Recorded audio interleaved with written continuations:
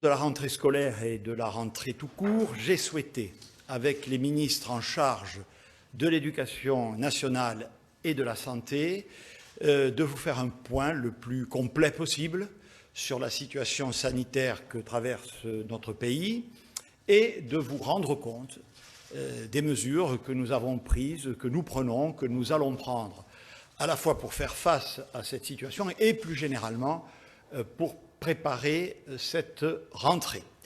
Je pense, m'inscrivant ainsi dans le travail engagé par mon prédécesseur Édouard Philippe, qu'il est indispensable de vous rendre compte, de rendre compte à la nation des actions que nous engageons, de répondre le plus précisément possible à toutes les interrogations que cette situation appelle de la part des Françaises et des Français. Et j'en profite d'ailleurs pour vous dire que nous avons réalisé une innovation puisque, cette fois-ci, depuis 24 heures, nous avons ouvert à des internautes la possibilité de nous poser des questions et nous essayons d'y répondre après nos interventions liminaires. Autre précision importante, c'est la rentrée, je le disais. À partir de la semaine prochaine et de manière extrêmement régulière, de façon hebdomadaire, le ministre chargé des Solidarités et de la Santé, Olivier Véran, tiendra un point presse hebdomadaire donc pour rendre compte de l'évolution de la situation et je me réserve, comme je l'ai fait d'ailleurs tout au long de cet été, la possibilité d'intervenir sur ces sujets autant de fois que cela sera nécessaire. Alors si vous voulez bien, nous allons passer donc tout d'abord justement à la situation épidémiologique pour bien fixer le cadre dans lequel nous nous trouvons. Donc, je pense que vous le savez toutes et tous, nous sommes depuis quelques semaines dans une phase incontestable de recrudescence de l'épidémie. Il y a d'abord, vous savez, ce qu'on appelle le taux de reproduction du virus, le fameux R, qui se situe au-dessus de 1, ce qui signifie que le virus gagne du terrain. Il avait atteint 3 au plus fort de l'épidémie et nous étions redescendus à 0,7 en mai. Nous sommes aujourd'hui autour de 1,4. Nous comptions moins de 1000 nouveaux cas par jour à la fin du confinement.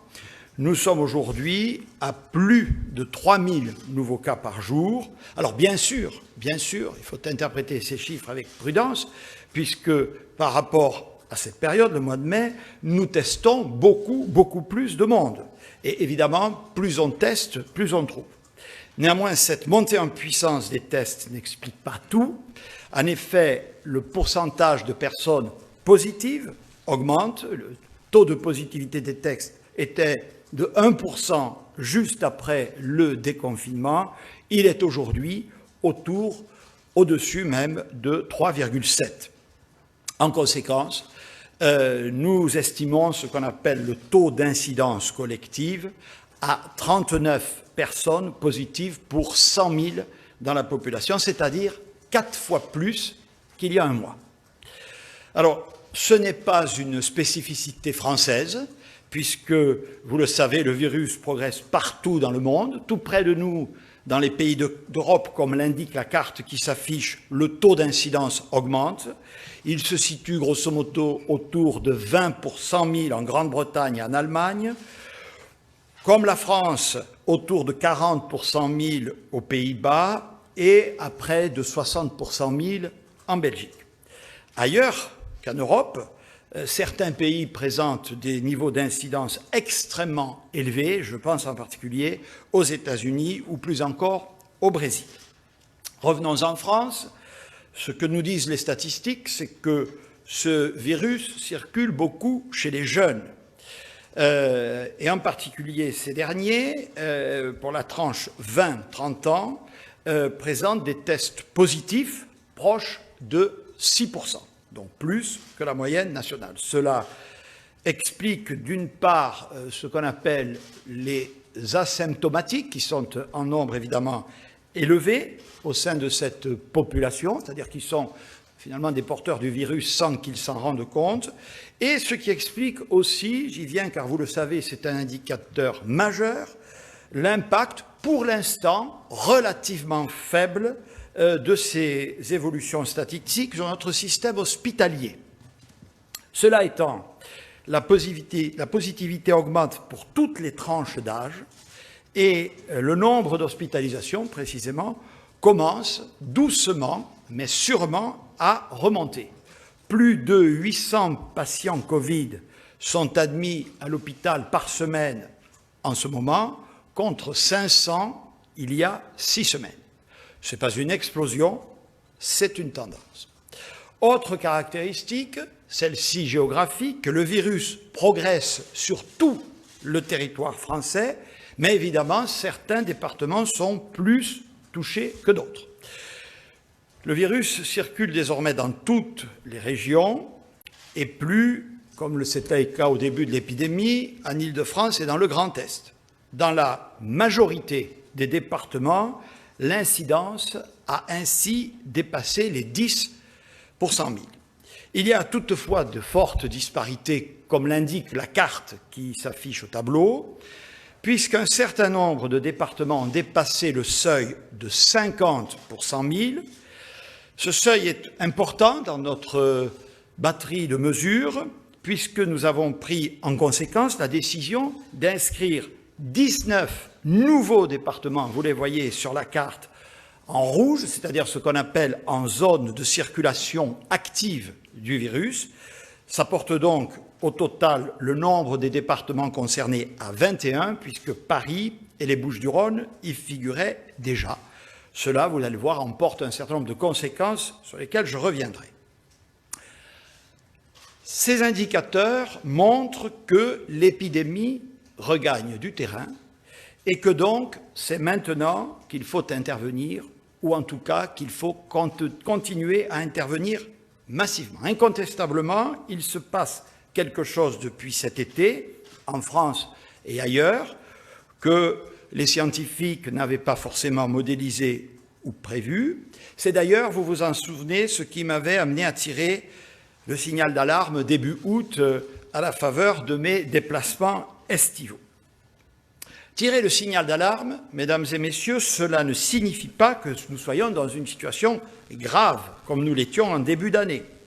Nous en sommes encore, Dieu merci, très loin par rapport à ce que nous avons connu en avril ou en mars, puisqu'on estime qu'à cette époque, le taux d'incidence, donc au moment du pic de l'épidémie, se situait autour de 1000 pour 100 000, soit à peu près 20 fois plus qu'aujourd'hui. Mais précisément, c'est donc maintenant qu'il faut intervenir parce que la croissance de l'épidémie peut être exponentielle si on ne réagit pas rapidement. Alors, la bonne nouvelle, évidemment, en plus par rapport à cette période, c'est que nous sommes en mesure de suivre beaucoup mieux l'évolution du virus et que nous sommes donc en capacité d'agir et de réagir beaucoup plus vite et de façon beaucoup plus fine, c'est-à-dire beaucoup plus localisée. Donc les données, ce sont celles-là, circulation forte à nouveau du virus en France, en Europe et dans le monde. Face à cette situation, quelles dispositions le gouvernement a-t-il pris et va-t-il prendre? Je voudrais d'abord vous redire les principes qui nous guident, la logique globale, transversale, la cohérence de notre action. Elle pourrait se résumer en une phrase: vivre avec le virus. Le virus, il est toujours là, hein, on vient de le voir, et même il semble progresser. Nous devons donc nous doter de tous les moyens pour stopper cette progression et pour nous protéger. Et grâce à cette protection, à cette vigilance, nous devons tout simplement continuer au maximum à vivre, à travailler, à nous éduquer, à nous cultiver, à nous distraire, à vivre. Septembre est là, à notre porte, c'est, en France comme ailleurs, le mois de la reprise. Eh bien, nous voulons que cette reprise soit la plus large possible, bien entendu, dans un cadre sécurisé.